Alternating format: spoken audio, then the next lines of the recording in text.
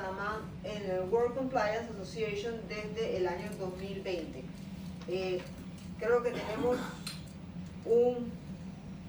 un salón muy nutrido de ideas que podemos intercambiar, así que sin más que agregar, gracias por nuestra invitación, tiene toda la palabra, el micrófono es suyo. Sí. La verdad que es un honor tener a todas las personas que están acá, muchos conocidos y todos de una trayectoria que yo apenas estoy comenzando, y es un honor poder estar hablando para ustedes el día de hoy. Bueno, la verdad que el tema de cosas que puede hacer Panamá puede hacer muchas cosas.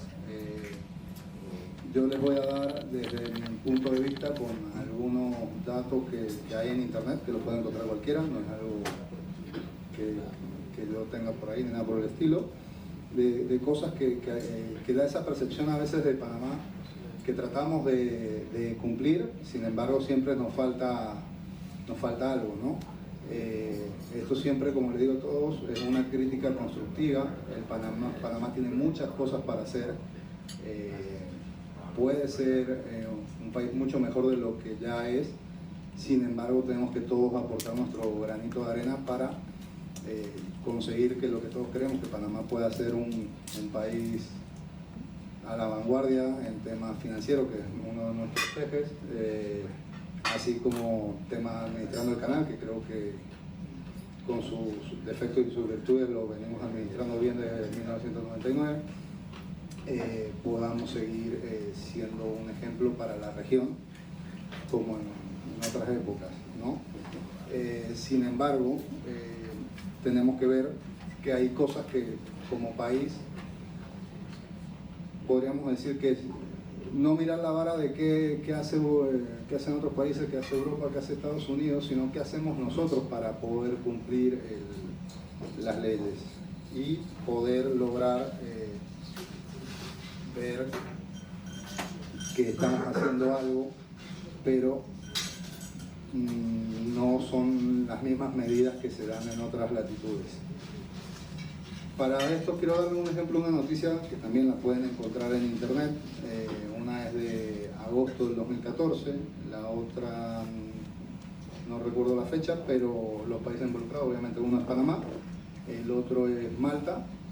Creo que todos los que están acá saben, les puede sonar bien Malta porque ha pasado cosas similares a las de Panamá.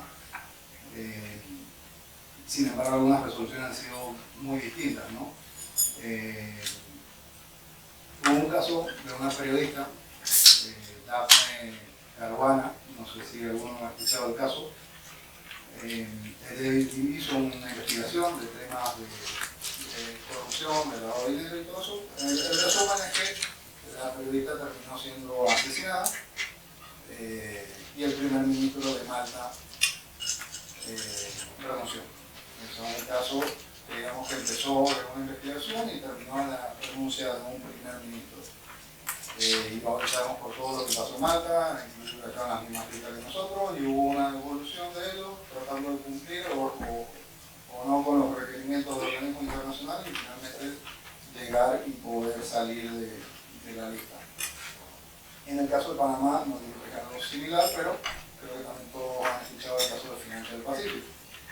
En este caso,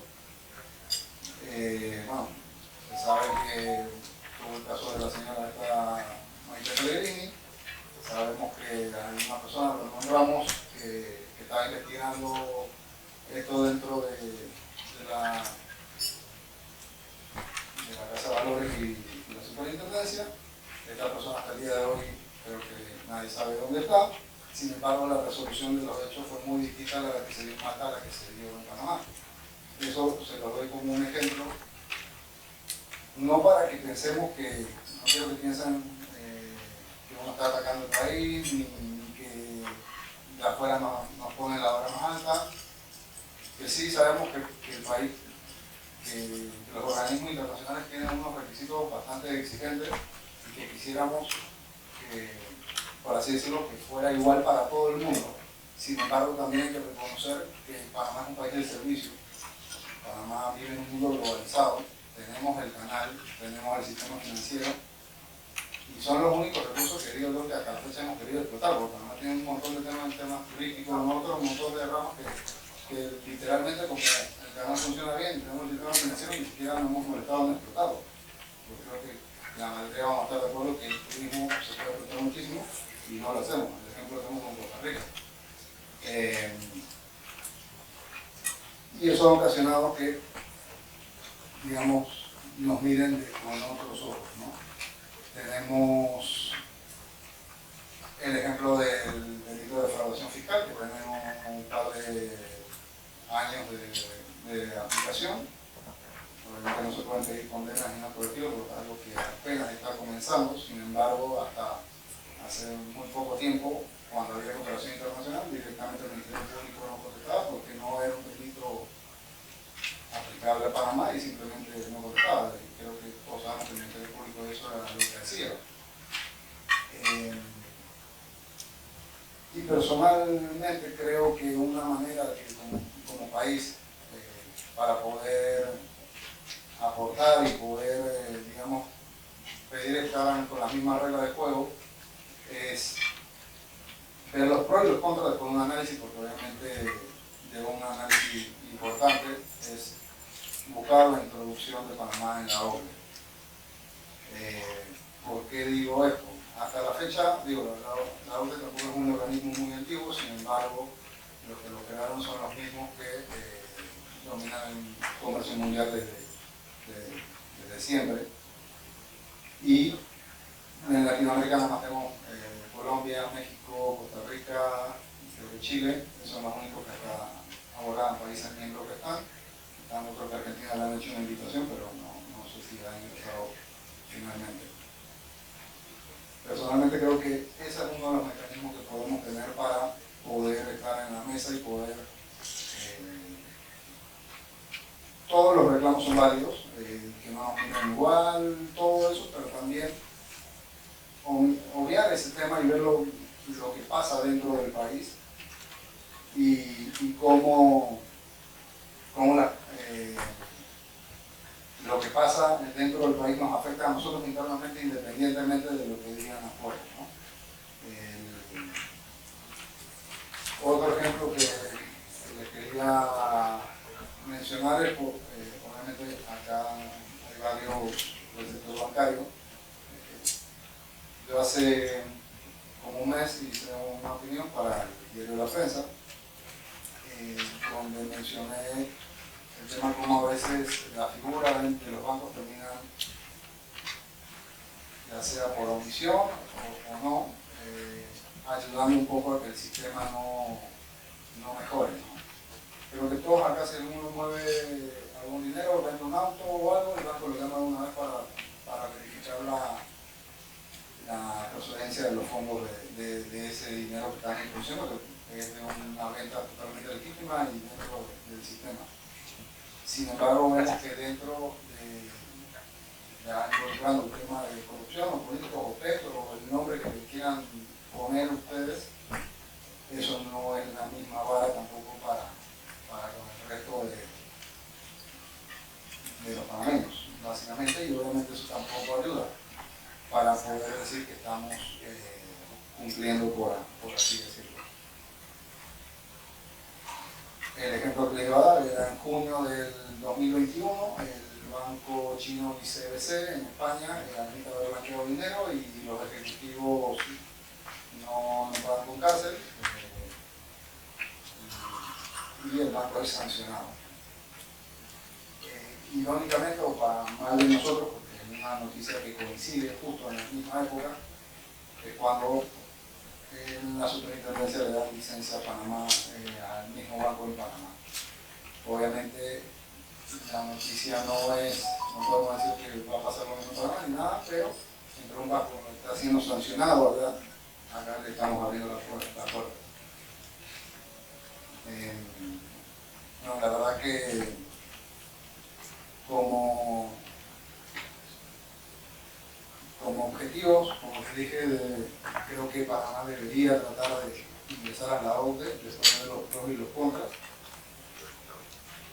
buscar una mayor fiscalización o una mayor apoyo entre gremios y distinta gente del sector del compliance, implicando en la lucha contra la corrupción para poder mejorar la eficiencia, porque obviamente sabemos que para más leyes hay de sobra. El problema muchas veces es aplicarlas y ver cómo se puede mejorar la figura misma del oficial de cumplimiento para que el mismo tenga un mayor, no injerencia dentro de la empresa, ni nada por el estilo, pero sí un mayor respaldo a la hora de tomar decisiones. Porque también todos creo que sabemos que están acá, que a la hora que el oficial de cumplimiento da una recomendación, ya sea para bien o para mal de un negocio, muchas veces la junta directiva o quien sea dentro del organismo, ya sea banco, firma de abogado o cualquier sujeto regulado, ve mayor beneficio en el negocio que en el riesgo, como cualquier negocio que se puede ver, y se termina obviando la recomendación del oficial de cumplimiento. En eso estamos claros que es un costo-beneficio, que la empresa va a beneficio sobre el costo y el riesgo que hay, pero también tenemos que estar claros que cuando asumimos más riesgo del que podemos, cuando ese riesgo ya termina siendo algo, tenemos que asumirlo y llevarlo enfrente con la misma responsabilidad que tuvimos a la hora de asumir ese riesgo. Bueno, espero en resumen, más que nada me gustaría que me hagan preguntas para poder contestarles. Con aclaración a Pablo, porque sé que a veces se pueden tomar las cosas a mal. Soy panameño, lo digo simplemente porque el nombre a veces puede parecer que no lo sea y piensa que estoy opinando sin derecho, pero sí me gustaría aclararles eso nada más, simplemente que no me crié en Panamá, me crié en Argentina y bueno, ya sabemos cómo está Argentina hoy en día por cosas similares a las que estaban ocurriendo en Panamá. Y lo que estoy tratando de aportar como organización y como presidente de World Compliance es evitar o tratar de apoyar que el país no vaya por el mismo rumbo que hoy en día sabemos cómo está Argentina. No es el mejor ejemplo, es un país que es Estados Unidos de Sudamérica, tiene los mismos recursos, la misma riqueza, el único problema son los argentinos. Así que acá tenemos un ejemplo de lo que no queremos que le pase a Panamá. Panamá tiene todo, el problema no podemos ser nosotros mismos. Gracias. Ahora le cedemos el micrófono a nuestro director Roberto Alfaro, que también tiene una perspectiva diferente, algo más que informar, que quisiera compartir con el grupo, y luego pasamos a cada uno de nuestros panelistas, luego a Otto Bocho y a Camilo Valles. Gracias, presidente. Sí, quiero aclarar primero que todo que yo siempre he estado de acuerdo en que el país cumpla con todas las políticas fiscales, que sean transparentes y honestas, de lavado de dinero, porque creo que es la manera de poder conseguir que el país sea más atractivo para inversionistas de afuera. He dedicado 50 años de mi vida, primero en seguros, que también es una actividad regulada, y luego en banca. Pero obviamente cuando comencé hace 50 años no teníamos las regulaciones ni parecidas a las que hoy en día. Me tocó también como ministro de Comercio, que era en la cartera donde estaba la regulación de los seguros en Panamá, o sea, la superintendencia, era parte del equipo nuestro en el ministerio. Me tocó justo después de la invasión tener que lidiar con todas las reaseguradoras y aseguradoras que no querían pagar las primas, digo, las pólizas, los reclamos, porque hablaban de que había guerra y que las pólizas acá en Panamá pues no tenían la cobertura de guerra. Entonces sí había temas como de que el dictador declaró la guerra a Estados Unidos con un machetazo encima de una mesa y cosas así, pero fueron momentos muy difíciles donde hubo que tomar decisiones muy fuertes para poder solventar a la mayoría de los comercios que quedaron desamparados. Ha dicho esto, sí, deseo que se cumpla con todas las políticas fiscales y económicas y de transparencia, pero yo lo que no estoy de acuerdo es que estas políticas sean impuestas por otros gobiernos o grupos de otros países que no están cumpliendo con esas mismas reglas. O sea, no hay un plain level field, como dicen los gringos, de cumplimiento. Y yo tengo y he vivido muchos casos de ellos y me gustaría mencionarles rápidamente algunos de ellos.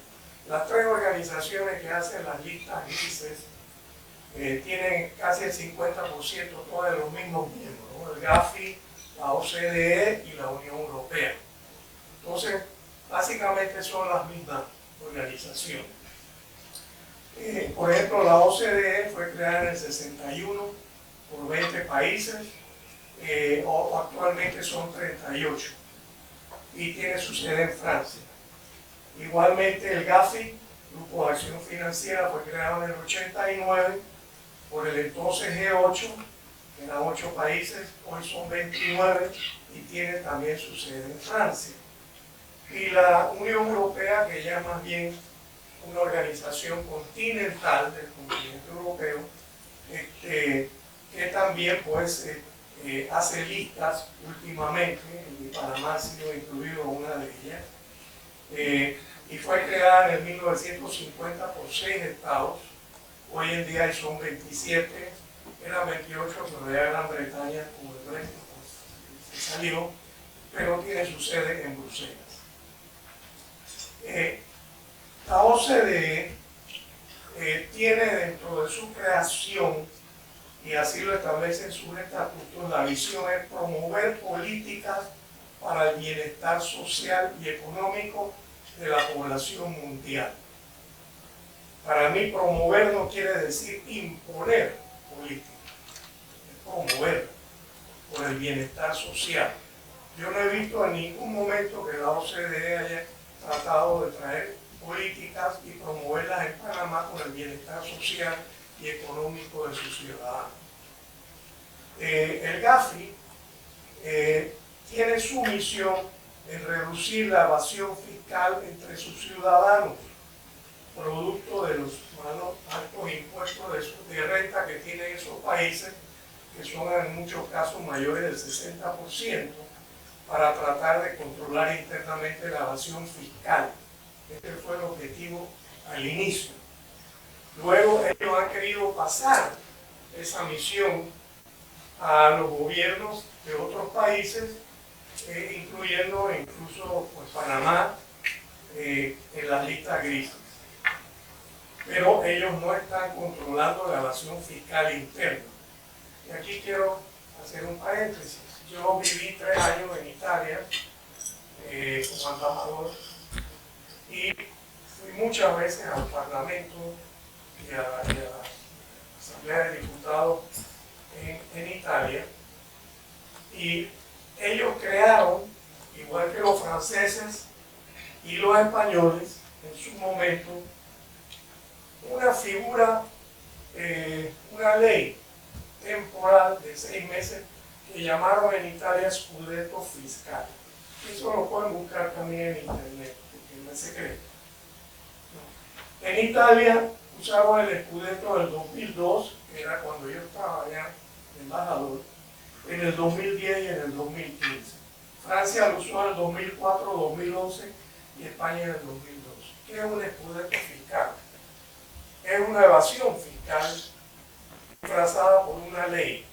Todos ciudadanos de esos países que querían regresar la plata que habían estafado al fisco en su momento, o de lavado de dinero que tenían en otros países, la podían traer por 6 meses solamente pagando un impuesto, en uno de los casos 10%, en otros 15%, pero no había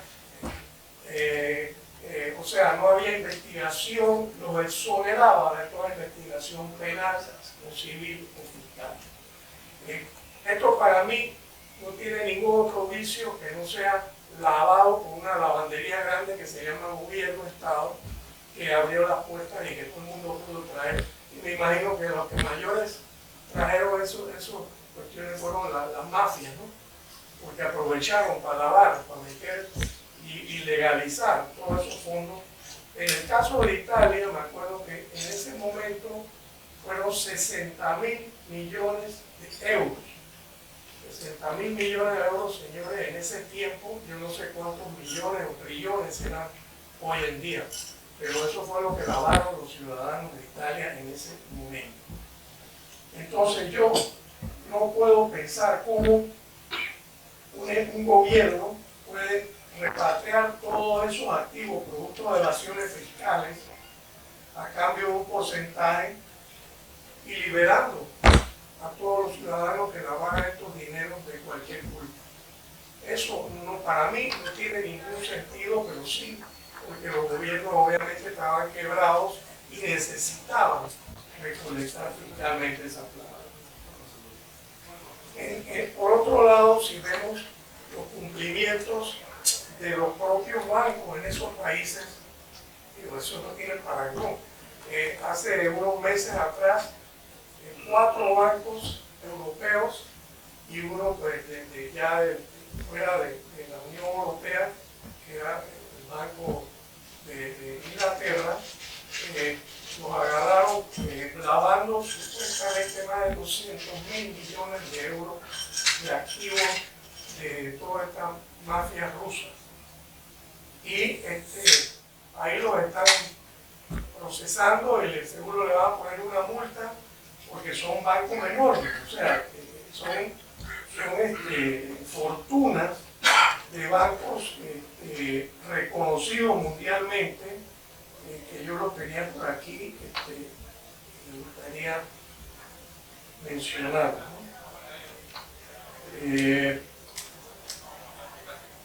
BNP Paribas, no lo conocen, Paribas, Société Générale de París, Natixis, Exane y el HSBC de Inglaterra.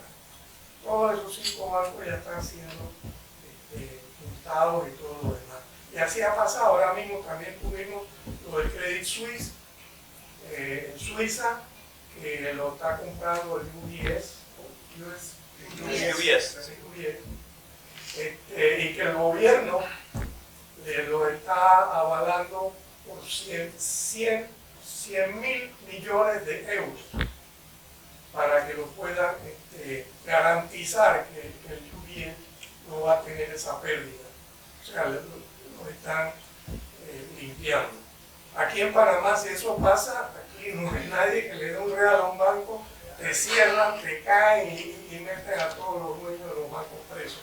Entonces, todo este tipo de cosas, definitivamente yo no puedo pensar que esos mismos países puedan tener una lista negra o gris de países pequeños como Panamá, porque en vez de hacer lo que dicen las visiones y las misiones, apoyar políticas que preserven las libertades individuales, los derechos humanos y la democracia, por ejemplo en el caso de la OCDE y la del GAFI, ¿no? Evadir la evasión, reducir la evasión fiscal entre sus ciudadanos, de que ellos estén cometiendo todos estos delitos abiertamente y públicamente, pero como son los grandes gigantes, pues no reciben ningún castigo. Entonces yo lo que pienso, y siempre he dicho aquí en las reuniones nuestras, es que para mí los países como Panamá tienen que decir, señores, nosotros estamos dispuestos a firmar el arreglo que sea necesario para transparentar todas nuestras operaciones bancarias, de seguro, de abogados, etc. Pero eso sí, firmamos un documento donde ustedes como países se comprometen a hacer lo mismo y cumplirlo, ¿no? Y si ustedes cometen un acto como este, como que están señalando a Panamá, como Panama Papers, ustedes se van a meter en esa lista de grises los países que son miembros no dejarlos por fuera. Por ejemplo, Colombia es parte de la OCDE.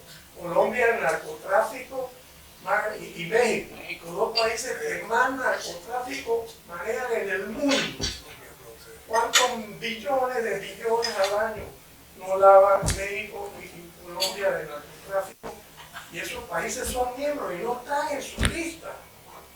Todos los días matan a un periodista que investiga los narcotraficantes. O sea, ese es el tema, ¿no? No es que no debamos cumplir, no es que no debamos hacernos transparentes, no es que no debamos exigir a todos los bancos y a las compañías de seguros que cumplan, pero sí hay que ponerle a estos señores ya en un momento dado pararlo, porque en mi experiencia nosotros hemos cumplido como 3 o 4 veces con lo que nos han pedido y después vienen con otra cosa y con otra cosa y yo veo que ellos no lo cumplen. Entonces yo no sé cómo hacer para que entendamos que nosotros no podemos seguir cumpliendo y ponerle más. Ya yo, en lo que es el banco y la compañía de seguros, ya yo no veo cómo van a poder seguir operando. Por tanto, yo tengo 2 hijos recientes que se acaban de graduar de Estados Unidos el año pasado. Yo fui con ellos a Chase, uno en Nueva Orleans y el otro en Florida. Y en media hora yo salí con una chequera, una tarjeta de crédito de ellos y nadie me preguntó de dónde salían los fondos ni nada. O sea, aquí en Panamá es meses para que una persona pueda venir y uno mismo llevar un inversionista y que abra una cuenta en un banco. Digo, estas son cosas que hay que pensar y repensar y tratar por lo menos de que estos señores entiendan lo que ellos tienen. Si quieren exigir y si quieren hacer lista negra, que comiencen por casa. Gracias.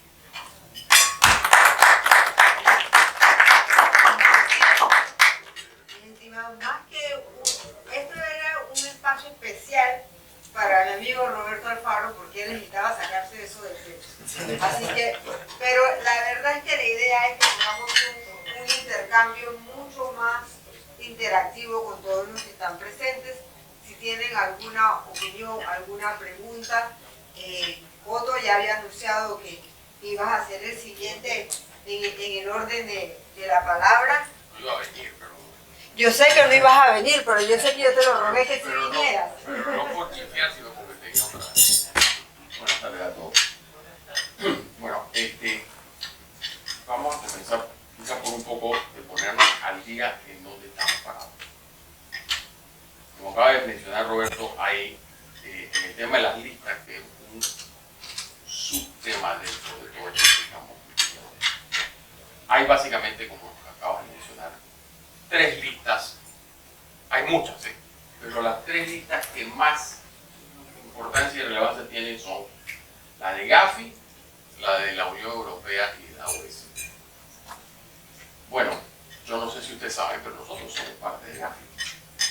O sea que el argumento de que Panamá no tiene que hacerle caso a Gafi porque no es parte de Gafi no es válido.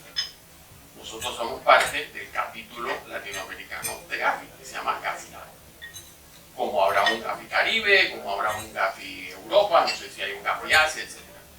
O sea que el primer argumento de que nos vienen a imponer, Gafi nos viene a imponer cosas, bueno, en caso tal no lo estamos imponiendo nosotros mismos, porque estamos allí, ¿no? Sino para que entramos. Por supuesto no somos parte de la Unión Europea, pero no somos parte de la OECD. Yo creo que el debate de si Panamá debe ser o no parte de la OECD, siento que no estamos muy preparados para ese debate, porque es que la OECD hace un montón de cosas, pero va mucho más allá de criticar a los países por el tema fiscal. Cuando uno entra en la OECD, se autoimpone por participar en una serie de normas, vaya, es casi como un hijo para el país. Yo creo que muchos saben lo que es el tema. Pero bueno, vamos a concentrarnos en la lista de Gafi.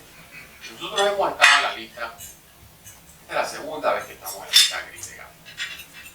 Por cierto, no se preocupen de la lista negra, que no vamos para la lista negra de Gafi. En la lista negra de Gafi está Irán, y Corea del Norte, nosotros no vamos a estar en esa lista, digamos. Esta es la segunda vez que estamos en la lista. La vez pasada salimos de la lista con el gobierno del presidente, entramos y salimos de la lista con el gobierno del presidente Biden. Esta vez ha demorado un poco más. Y también el argumento de que cada vez nos piden cosas nuevas. Bueno, desde que caemos en la lista, nos hicieron análisis, nos pidieron 15 cosas. Y son las mismas 15 cosas que siguen pidiendo. De las cuales, en la penúltima revisión, nos faltaban 3. Y de las cuales, en la última revisión, nos faltan 2. ¿Cuáles son esas cosas? 1. Poblar el registro de beneficiarios finales. Yo creo que todos más o menos sabemos cuánto es. Ya estamos más arriba del 50%. Y 2, que el registro de beneficiarios finales esté disponible a las autoridades pertinentes, locales y evidentemente también extranjeras. La otra, que en mi opinión era mucho más difícil, que para que sepamos, trabaré. Ya hay 2 condenas por evasión fiscal internacional. Y hay 10 investigaciones andando. Por eso nos sacaron, por eso nos pusieron ese gancho. ¿Okay? Que eso antes no existía. A mí, en mi opinión, cuando teníamos las 3, esa me parecía más difícil. Porque todos sabemos lo difícil que es el que se mueva aquí el tema judicial. ¿No? Sin embargo, salió. Entonces, yo sé que es cierto que nos piden cosas nuevas, pero por lo menos en esta ronda son las mismas 15 que le hemos ido poniendo ganchitos. Y las mismas 15 faltan 3. Pero faltan 2 y en la revisión anterior faltaban 3. Ahora, ¿por qué es importante? Puede ser una pregunta. ¿Por qué es importante que un país tenga un sistema que no permita que la gente evada impuestos dentro de su país, ni usando cosas de su país evada impuestos en otro país? Porque eso es lo correcto. Porque es lo correcto. O sea, la gente, útelo o no, y a nadie le gusta pagar impuestos, no debe violar la ley. Ni la de su país, ni por eso está la ley fiscal. Puede ser que a mí me gustaría que me quitaran todos los impuestos que pago. Pero mientras esas leyes existan, no cumplirlas no es correcto. Y permitir que tu país, a través de mecanismos financieros, de mecanismos legales o mecanismos corporativos, le facilite a los franceses, a los ingleses, a los argentinos, a los chinos, a los suecos, a cualquiera en el mundo, que haga eso usando algo que tenga el nombre de la República de Panamá, tampoco me parece correcto. Entonces, ¿hay alistas o no hay alistas? Señores, digamos la verdad. O sea, los Panama Papers, ¿no?, que nos han golpeado enormemente, no todo es eso, mucho es eso. Y no eran, la mayoría no eran firmas panameñas, pero eso pasó antes. Entonces, sí, nosotros podemos ir, Roberto, yo me siento igual que tú. Nosotros podemos ir a decir a los franceses, a los ingleses, a los alemanes, a los italianos, su cara, ustedes hacen cosas que... Y nos van a decir, pero ustedes también. Entonces, tenemos que adecuarnos, no porque estemos en una lista, que por supuesto ahora voy a hablar un poquito de eso también, sino porque lo correcto es, mira, yo no voy a prestar nada en mi país para que la gente cometa. Punto. Ahora bien, habiendo dicho eso, bueno, ¿cuál es la consecuencia de estar en las listas? Yo les puedo decir los nombres, tampoco lo sé todo, pero yo les puedo decir que los bancos, 1, hemos perdido corresponsales, 2, hemos perdido inversionistas, 3, hemos perdido financiamientos, 4, hemos perdido la posibilidad de dar financiamientos en otros países porque estamos en las listas. Porque gústenos o no, voy a citar un caso, o sea, gústenos o no, la gente en Chile dice, no quiero, las autoridades de Chile dicen, tú vas a trabajar con un banco en Panamá. Bueno, mira, no te lo puedo prohibir quizás, pero ¿sabes qué? Aquí está el manual. Aquí están estas 14 páginas que me tienes que llenar para justificarlo. ¿Pero eso por qué? Bueno, porque es un banco en Panamá. Oye, si fuera un banco en Estados Unidos, no tiene que llenar ninguna página. Entonces, seamos realistas. Estar en las listas es un enorme perjuicio para los bancos. Por cierto, el tema de los corresponsales está muy estable, gracias a Dios, porque ya lo que hicimos ahí se fue. Y los otros lo hemos logrado convencer y además que tienen un buen negocio hacer corresponsalía con Panamá. Pero no solamente eso, sino que hay inversionistas, tanto inversionistas directos como inversionistas indirectos, los que compran deuda, etc., que cuando enfrentan la posibilidad de invertir en un país que está en una lista gris, ni lo analizan. Está en la lista gris, next. Entonces, ahora, no seamos, hay que ser ingenuos. La lista gris no tiene nada que ver con ser un país democrático. La lista gris no tiene nada que ver con ser un país donde haya narcotráfico o no haya narcotráfico, porque si fuera así, ¿de acuerdo? México, Nicaragua, Colombia, no están. La lista gris de la Gafi no tiene que ver con eso.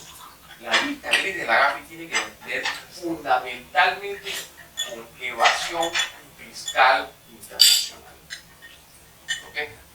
Por las razones que sean, y lo podemos también discutir, estos países necesitan recaudar los impuestos y no pueden seguir permitiendo que sus nacionales los evadan utilizando mecanismos de otros países para hacerlo.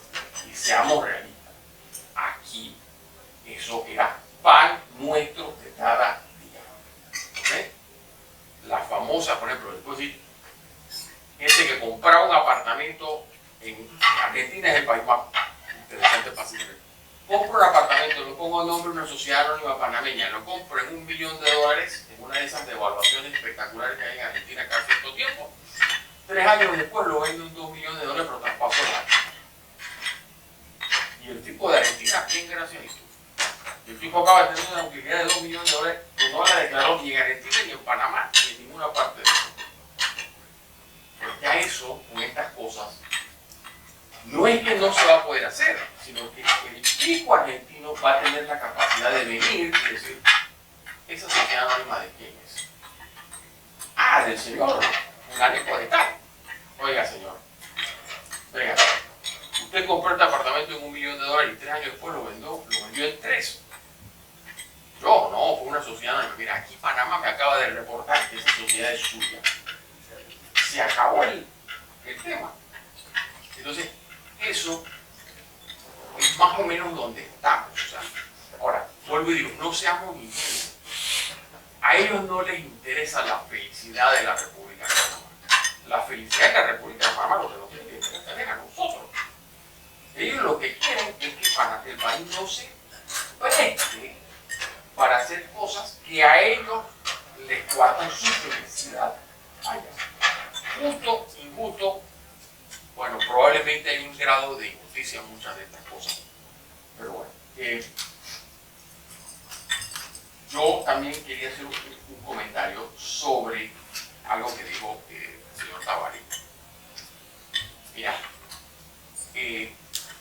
no recuerdo cuándo fue la última vez que algún reporte del Banco Mundial, del Fondo Monetario, de Gafi o de alguna de las entidades internacionales que analizan las cosas que pasan en Panamá, no recuerdo la última vez que dijera que el problema es el centro bancario.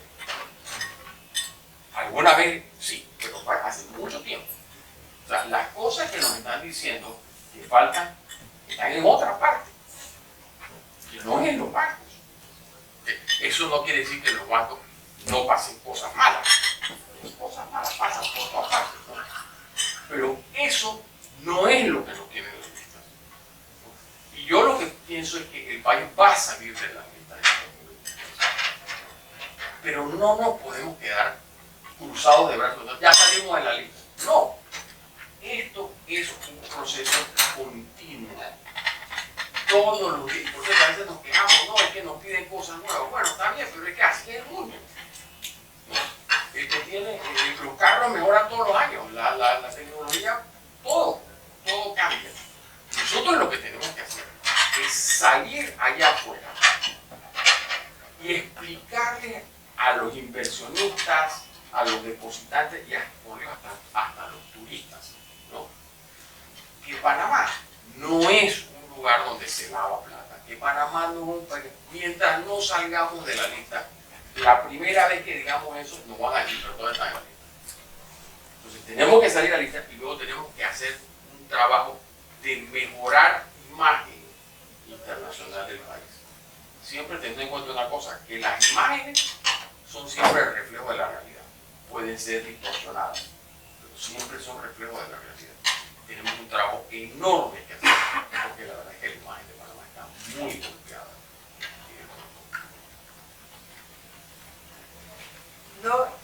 No lo voy a dejar así, porque sí necesitamos varias intervenciones y sí necesitamos las preguntas y las respuestas, porque ¿qué hemos escuchado hasta el momento? Hemos escuchado cuál es la situación de Panamá, pero todavía no he escuchado qué es lo que debemos hacer. Y eso, porque parte sí puedo rescatar de lo que ha dicho Otto hasta el momento, es que una vez salgamos de las listas, vamos a tener entonces una tarea de realmente promocionar a Panamá. Por ese convencimiento, hay quienes piensan que no vamos a salir, como lo que se acaba de decir anteriormente, que es que bueno, si cada vez, si no, ¿cómo podemos cumplir si cada vez que me hacen una revisión tengo un requisito adicional? Ese lo hace un poquito difícil salir de las listas. Entonces, Camilo, yo te voy a dejar a ti la tarea más difícil. Yo le voy a dar la palabra a Carlos Barzario, pero yo quiero que tú escuches la pregunta. A ti te va a tocar la parte de cuáles son nuestras alternativas. Yo quiero nada más contribuir con algunos datos de lo que estoy escuchando.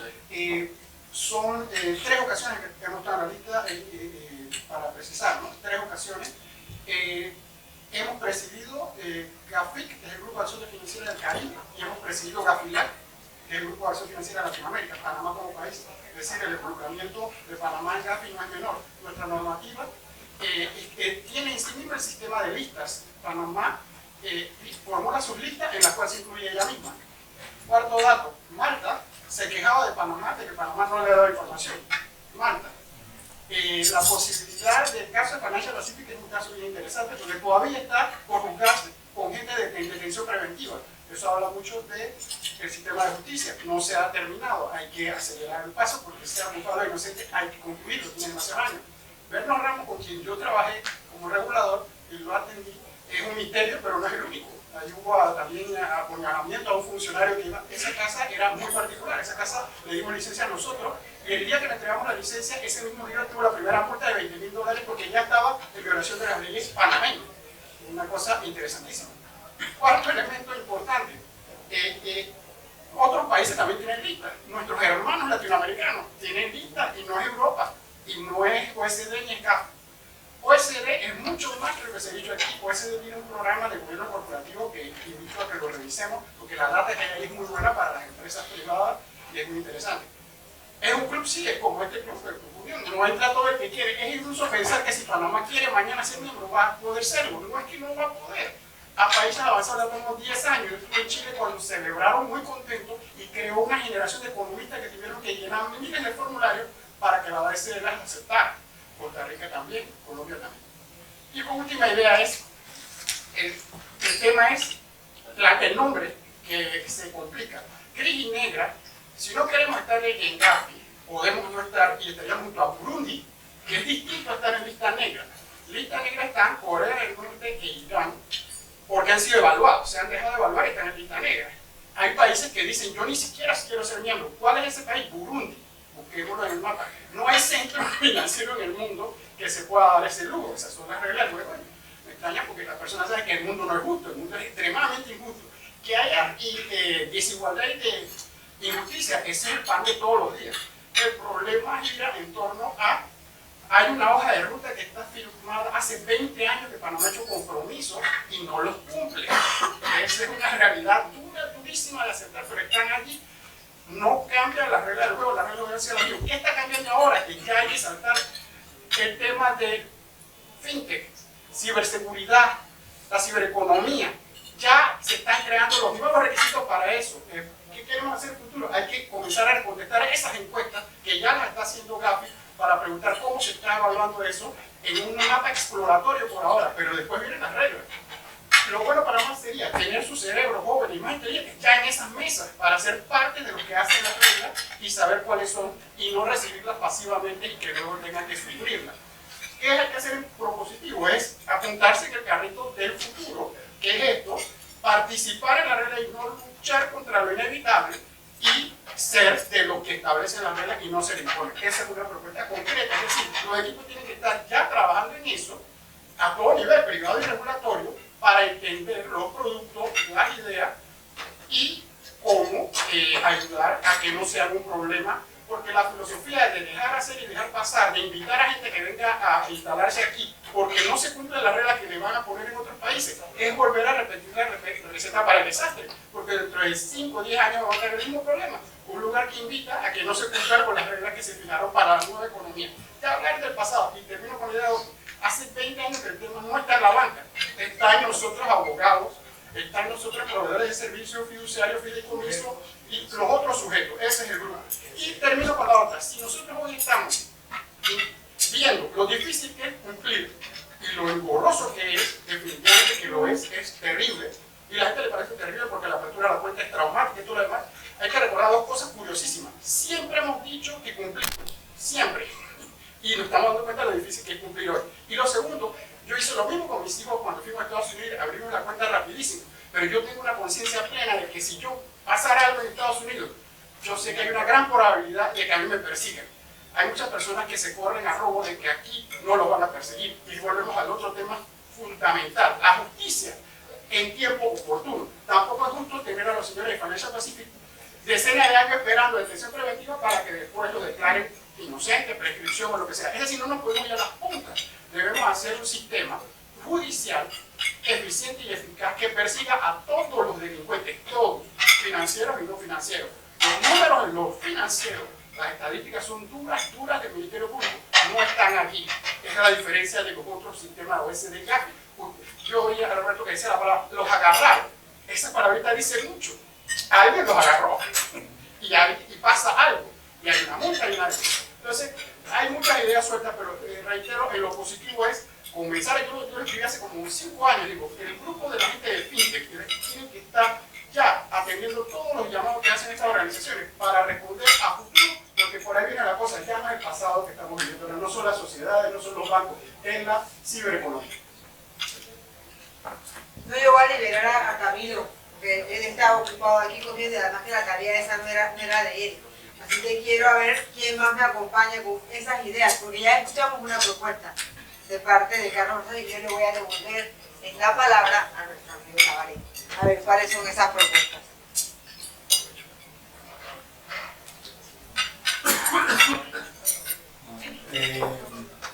Nuevamente gracias. Sí, creo que parte de lo que menciona el doctor Gonzalo, como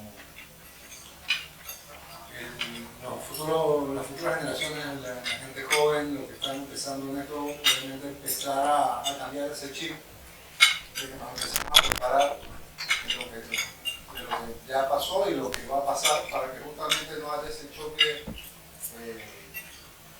no sería cultural, pero de lo que ha pasado del sistema, cómo era hace 30 años y cómo va a ser ahora, ¿no? Creo que eso es importante, que las universidades empiecen también a tocar más este tema. Nosotros, por ejemplo, hablando dentro de las iniciativas que ha hecho el Compliance, hemos tratado de tener reuniones con las universidades para impulsar que la figura del oficial de cumplimiento y eso ya esté dentro del pensum académico, porque yo me gradué en 2009 de abogado, y en 2009 el cumplimiento lo conocía el que estaba trabajando en el sector y ya.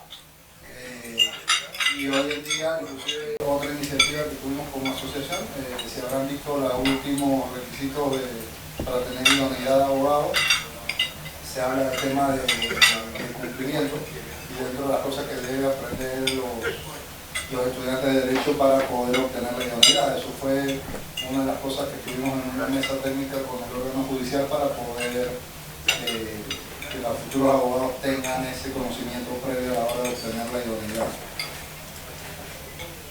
Esas son las cosas que podemos hacer para el futuro, ¿no? Empezar sobre todo para que ya las futuras generaciones sepan lo que es cumplir y que aporten las ideas para buscar estar en la mesa ahora que se están poniendo las nuevas reglas y no, como bien dijo el doctor Gonzalo, ya después que están y ir detrás del carrito, ¿no?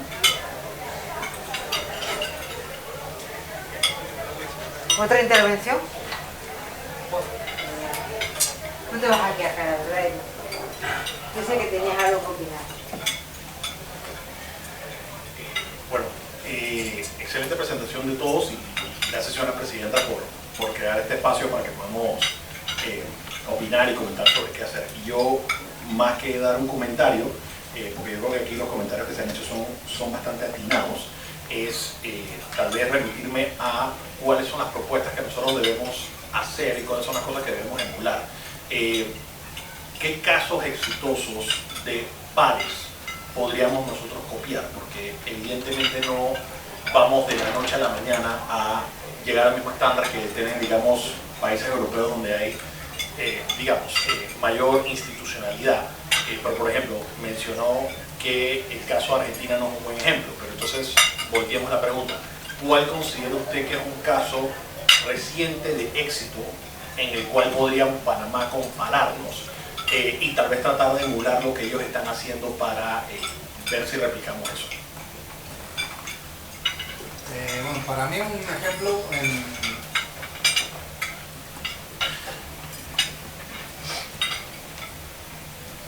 ejemplo de la región para mí en tamaño, en población, nos parecemos mucho, es Uruguay. Uruguay en muchos sentidos se parece mucho a Panamá. Hoy en día también tiene un control que no tiene una moneda fuerte como tenemos nosotros el dólar. Tiene un sistema financiero bueno y ha ido pasando por lo mismo que nosotros, inclusive siempre ha tenido el cupo, por así decirlo, que va a entrar en una lista, pero siempre termina, por así decirlo, cumpliendo o llegando a los estándares que se comprometieron ellos mismos como país para cumplir. Y en temas de institucionalidad y ética creo que la mayoría piensa, bueno, puede ser percepción o no, como tenemos ahora lamentablemente nosotros como país la percepción nos tiene el mundo de Panama Paper y de lavado de dinero, en Uruguay la tiene como un país con bastante institucionalidad, con bastante ética y que cumple las leyes. Si es verdad o no, eso no lo sabemos, pero por lo menos la percepción como nación es esa. Creo que Uruguay es un buen ejemplo de lo que podríamos aspirar a hacer dentro de la región.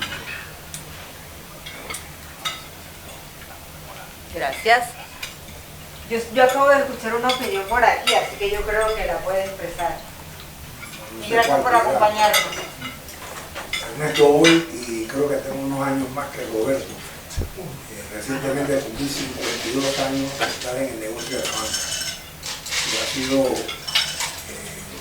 un navegar bastante muy exitoso en mi caso, pero muy difícil, porque hemos enfrentado muchísimas crisis a través de los años. La primera crisis aquí fue en los años 70, después tuvimos una en los años 80, después tuvimos el tema de invasión y después otras crisis que nos han afectado, como este tema de la globalización, que al final de cuentas yo no sé si a los países pequeños nos ha sido de mayor beneficio o no. Creo que la globalización ha favorecido a los grandes, no a los pequeños. En el tema de las regulaciones, Roberto lo sabe y Otto también, a los bancos nos han estado sumando regulaciones año tras año. Nos han encarecido los costos para funcionar enormemente. Cuando yo empecé banca, la auditoría era lo máximo. Ahora es riesgo. Tienes que tener un equipo de gente de riesgo trabajando contigo porque hay todas clases de riesgo. El primer libro de riesgo que yo leí lo compré en Boston en una conferencia que fui invitado por el Banco de Boston. Se llamaba Credit Risk. No había más nada que riesgo de crédito. Había riesgo de crédito, riesgo para todo.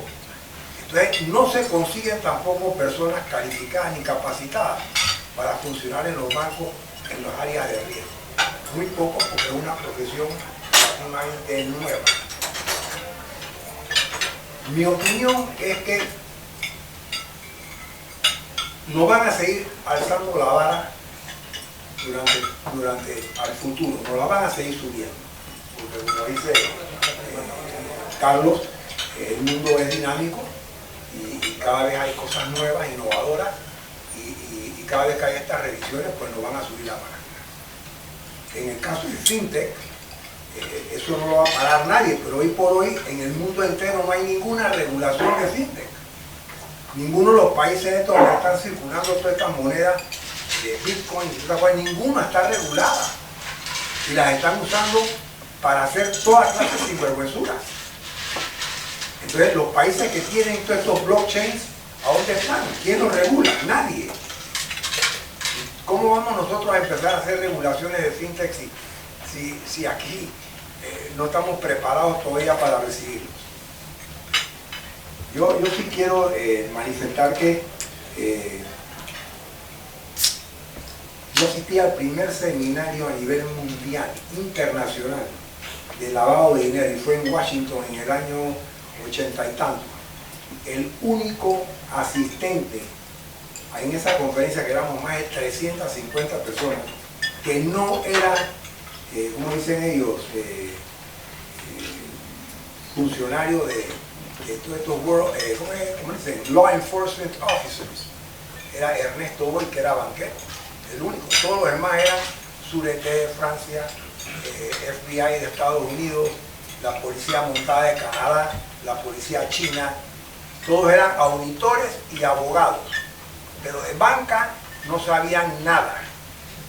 No sabían cómo se hacían las transferencias, no sabían que los movimientos, no se blanqueaba dinero llevando maletines de banco en banco, se hacían transferencias cablegráficas, y las transferencias cablegráficas salían de Nueva York, iban a Londres, de Londres a Hong Kong, de Hong Kong a Milán, y regresaban otra vez a Nueva York, que es donde estaban todos los bancos grandes. Entonces, es donde estaban lavando el dinero. En ese seminario me enseñaron a mí el tema ahora de las confiscaciones, de que si tú hacías un negocio que se comprobaba que era producto del narcotráfico, tus bienes podían ser confiscados. La venta de droga de Colombia se hacía en Estados Unidos. Ese dinero regresaba a Colombia, ya sea en remesas, el montón de cheques viajeros que nunca los endosaban, money orders. Ahora les cuento algo del money order. Y esas empresas colombianas lavaban, porque entonces iban a General Electric, a LRCA, compraban cantidades de productos y los traían de vuelta a Colombia. Ahí estaban lavando dinero.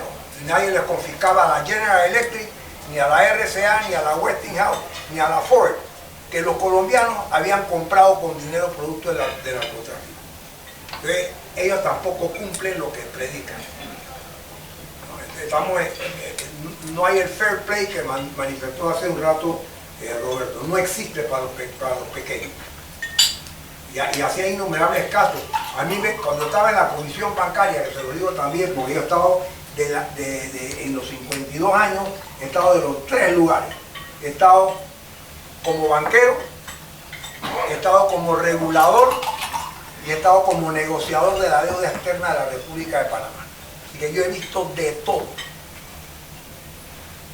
Y yo siempre en los foros donde he asistido he manifestado que no hay el fair play. No hay el fair play. En el caso de los money orders, le llamaban, ¿cómo eran? Los pitufos. Tú comprabas hasta $10,000 en money orders o postal money orders en Estados Unidos y se hacían las remesas aquí y al tiempo regresaban otra vez a Estados Unidos.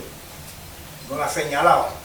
Vino un controller of the currency, vinieron bank examiners a reunirse conmigo en la comisión bancaria y le dije, ven acá, ¿por qué ustedes no venden international money orders y le ponen otro colorcito? En vez de rosado, pónganselo verde, de manera que cuando esas remesas regresan a Estados Unidos usted sabe de dónde vinieron.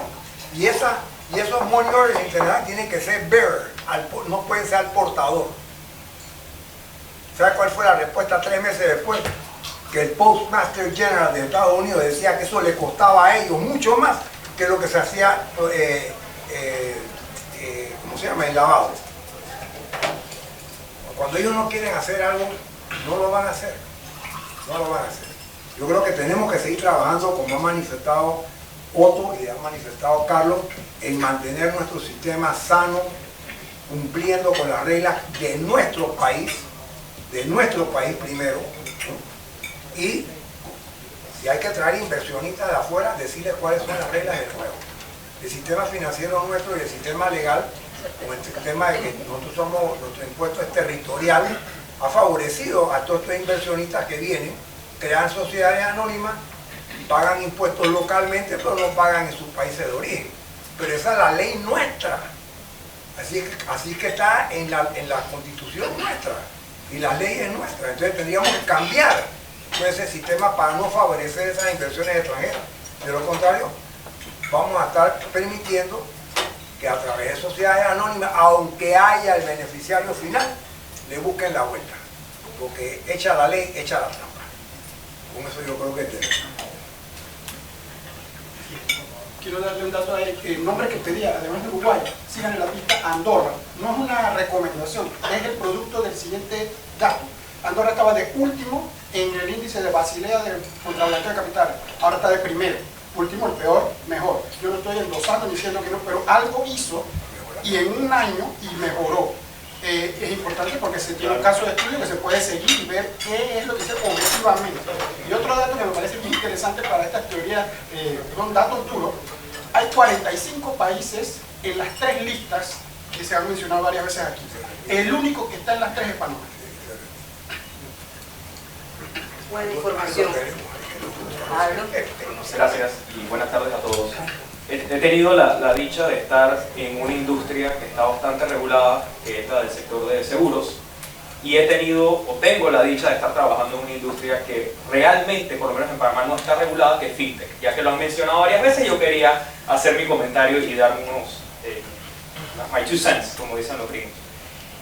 Aquí en Panamá hay una realidad, y es que como existen tal vez vacíos legales en lo que se puede constituir uno como un fintech, ha sido muy difícil poder conseguir, ya vemos que tal vez encajar algunas fintechs dentro del entorno legal actual y coincidir con el superintendente de bancos, que tal vez sería sí o no el más recomendado para supervisar o regular a las fintechs, en que, por ejemplo, es un emisor de dinero electrónico. Esa es una de las categorías de fintechs que tenemos en Panamá, que de hecho hay varias, y solamente, si no me equivoco, hasta el sol todavía hay una empresa en Panamá que ha sido catalogada como emisor de dinero electrónico, que se llama Efectivo, que es una empresa del fundador o una de las personas que estuvo involucrada en el programa de M-Pesa en Kenia. Me imagino que algunos de ustedes lo conocerán. Entonces, aquí en Panamá hay mucho trabajo por hacer. La superintendencia sé que está poniendo de su parte para poder, tal vez no regular, pero sí supervisar, por lo menos en temas de prevención de blanqueo de capitales, a las fintechs. Pero ha sido muy difícil por los vacíos legales que actualmente existen, porque simplemente dicen, es que tú no entras como un emisor de dinero electrónico. Ok, pero dime tú qué significa emisor de dinero electrónico. Y empieza una divagación ahí que no se sabe exactamente qué es, y eso es un serio problema. Yo sé que anteriormente, creo que fue en el gobierno de Varela, se intentó pasar una ley de fintech que realmente terminaría, lo que iba a terminar siendo una ley chorizo que metía fintech, family offices, metía cautivas, crowdfunding, de todo. Eso iba a ser un desastre. Y digamos que para bien no terminó pasando. Realmente lo que hay que hacer es una ley específica para fintech y tomemos los mejores ejemplos a nivel mundial, porque, y discrepo, si hay regulaciones de fintech a nivel mundial. Australia es uno que de hecho tiene el supervisor de Australia que ve temas financieros, regula las fintechs y las trata de guiar para decirles, mira, tú eres un emisor de dinero electrónico, tú necesitarías esta licencia. Tú eres un procesador de pagos, tú entrarías en esta licencia. Está Inglaterra también, Singapur y créanlo o no China, pero ese caso lo voy a dejar de último. Australia Singapur e Inglaterra tienen las tres algo muy parecidas. Todas tienen un sandbox regulatorio. Aquí en Panamá, lamentablemente, eso no existe. Y en esos países están supervisan. Sí. ¿Ah? Los están supervisando. Que haya regulación es una cosa, que sean supervisadas es otra. No, de acuerdo, de acuerdo. Y como usted bien dijo, echa la ley, echa la trampa. Yo coincido plenamente con ese No es la planteamiento. supervisión. Coincido plenamente con ese planteamiento. ¿Ah? China toda la vida le ha puesto la prueba a las criptomonedas. Es que ese lo quiero dejar de último porque es un caso muy particular el de China.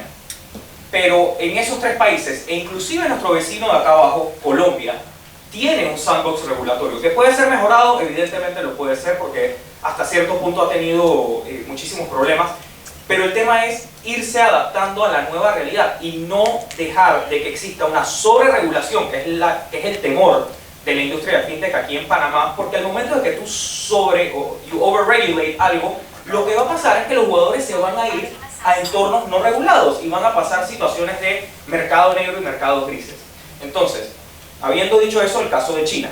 China se cataloga a sí misma como un gran sandbox regulatorio, que yo estoy de acuerdo con el planteamiento de ellos, ¿no? Es otra cosa, pero ese es el argumento de ellos. Dicen, aquí nosotros estamos estimulando el ecosistema de emprendimiento, particularmente de fintechs, y por un tiempo lo estaban tratando de hacer para los criptoactivos, después pusieron barreras y todo lo demás. Pero sí existe a nivel mundial, por lo menos existen algunos casos de regulaciones que han sido más o menos exitosas y debiésemos ver la manera de agarrar lo bueno de ellas y tropicalizarlas a Panamá de tal forma de que se incentive la creación de aún más empresas fintechs en este país. Así que solamente quería aportar mis 2 centavos con ese comentario. Gracias. Gracias. Roberto. Gracias. Yo nada más quería, de lo que se ha conversado, Ernesto dijo algo antes sobre la soberanía fiscal de Panamá. Yo quiero llamarle la atención que en el 2020, hace un par de años, el Consejo Europeo, usted sabe, la Unión Europea tiene 3 pilares grandes, ¿no? Uno es el Parlamento, que es el que responde supuestamente a los ciudadanos. El otro es el Consejo de Gobierno, que son los países, y ellos toman todas sus decisiones ahí y luego las pasan al Parlamento.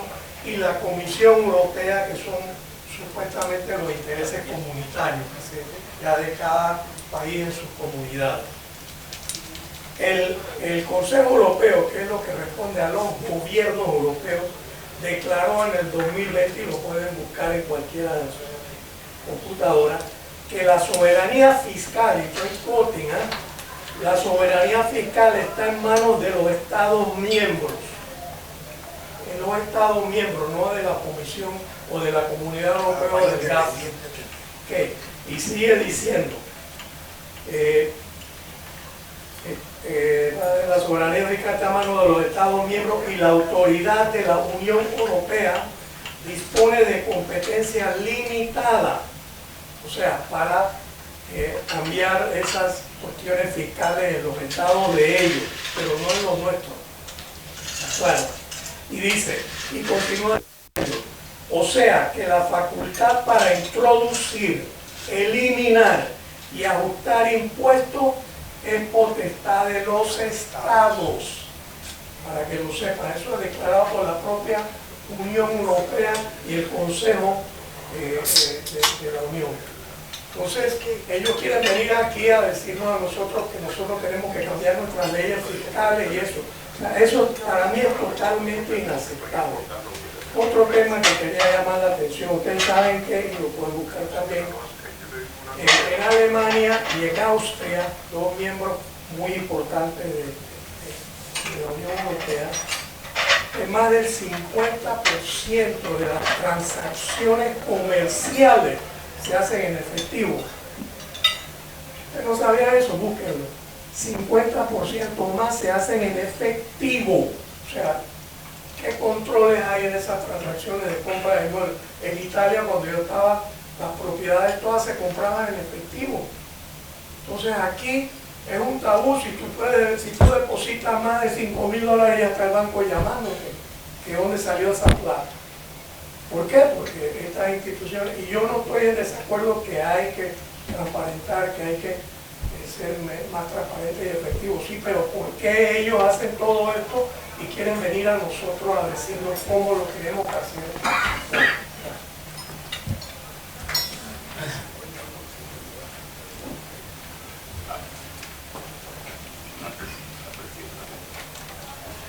Tiene la palabra. No, la presidenta muy sabiamente nos pidió recomendaciones. Entonces yo voy a hacer 3 recomendaciones. La primera que quiero comentarles es que nosotros tenemos que buscar la manera de que una institución como ProPanamá tenga una imagen mejor, una capacidad mejor de promocionar a Panamá como un lugar para invertir. A nosotros el año pasado nos tocó participar en una actividad en Nueva York con ProPanamá y la verdad es que esta gente tiene muy buena voluntad, mucha capacidad, mucho entusiasmo a hacer las cosas, pero los recursos que tienen son limitadísimos. Entonces, lo primero que yo pienso que tenemos que hacer es, o una de las cosas que tenemos que hacer es, de repente, proponerle a los gobiernos que esta sea una alianza público-privada y que los gremios del sector privado contribuyan, ¿no? También parte del presupuesto para que el país salga a vender, ¿no? Porque hay una realidad con listas, sin listas, con lo que usted quiera. Estoy seguro que a ustedes todos les ha pasado que alguien viene a Panamá, ya sea como turista o como inversionista, y cuando llega aquí dice, oye, yo no sabía que esto era así. Yo pensé que esto era una cosa así como, tú sabes, la gente con bueno, esas cosas que vemos en las películas, ¿no? Tú trabajas la cantina y, o sea, la gente dice, oye, pero este es un país de verdad, ¿no? Por supuesto, por mi repito, no se puede vender, o sea, no se puede vender una imagen buena cuando la realidad es mala, ¿no? Y eso también habría que ver si se hace algo que tenga como un hermano, que sea como 2 hermanitos, uno para la parte turística y otro para la parte de inversión, ¿no? Porque la verdad es que el turismo, por ahí yo escuché una vez una charla de Pedro Helgon, que decía que en Panamá, en lo que Costa Rica ha tenido dos campañas de turismo, nosotros hemos tenido como 6, ¿no? Entonces le cambiamos el logo y primero. Segundo punto, nosotros no que cometimos un error, es que nos fuimos con la ola de los años 90, cuando se fusionó el Ministerio de Hacienda y Tesoro con el Ministerio de Planificación y Política Económica, y pasó lo que normalmente le pasa a todo el mundo, a las personas, a la familia, a las empresas y todo. Si tú eres el ministro de Economía y Finanzas, tú estás preocupado por ver si te alcanza la chequera para llegar a fin de mes, ¿no? No vas a estar pensando, mira, ¿cómo hacemos para desarrollar la planificación? Así que, bueno, ya hay una entidad de planificación, y yo la veo un poquito flojona, ¿no? Bastante flojona. Pero parte de la planificación tiene que ver qué hacemos con el tema de los servicios financieros, legales, bancarios internacionales de Panamá. O sea, estas cosas se planifican. Y el tercer punto, que es una cosa muy concreta, que nosotros estamos en la asociación bancaria empujando, pero que desafortunadamente por mi prioridad es que tiene que ver con el tema de lo difícil que es abrir una cuenta en Panamá. Y nosotros hemos pensado que nosotros debemos institucionalizar mecanismos de identidad digital, donde tú, vamos a poner el ejemplo sencillo, donde yo en mi teléfono llevo toda la identidad que yo necesito para abrir una cuenta con cualquiera. o para sacar una póliza de vida, o cualquier, porque las compañías de seguro también te piden eso, o para comprar un carro, o para abrir una sociedad anónima. Mire, no tengo que llenar esto 20 veces al año, lo lleno una vez y yo a través de algún mecanismo de seguridad le digo a mi broker o a mi banquero, o al que sea, oye, te estoy dando acceso para que tú bajes toda mi data. Ahí puedes meter lo que quieras, ¿no? O sea, hay gente que se la mata. ¿No?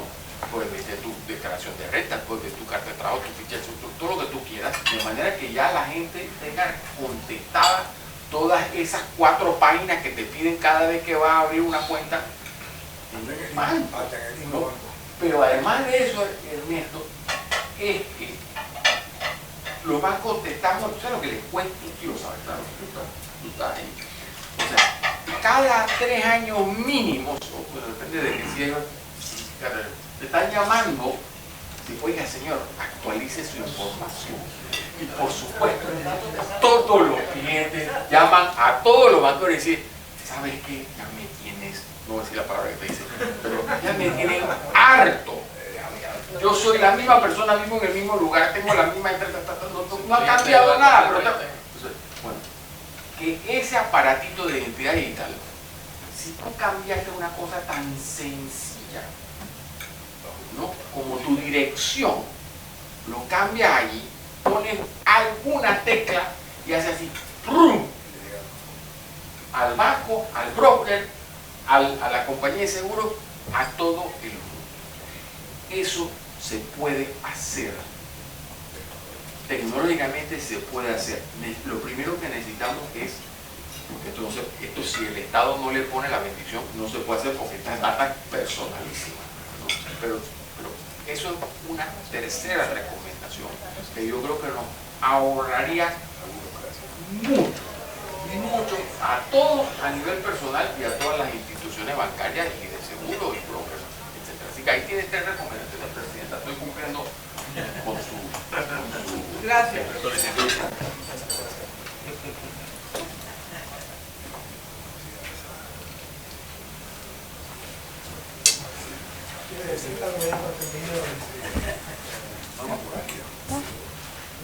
Para cerrar nada más, gracias por haberme escuchado. Espero que lo que haya mencionado haya servido para enriquecer la discusión del tema y bueno, gracias nuevamente.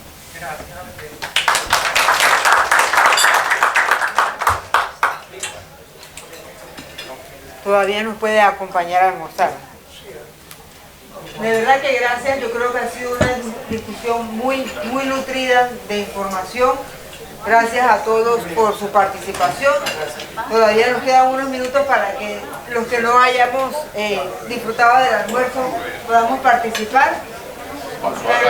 Buenas tardes a todos y muchísimas gracias por su participación el día de hoy.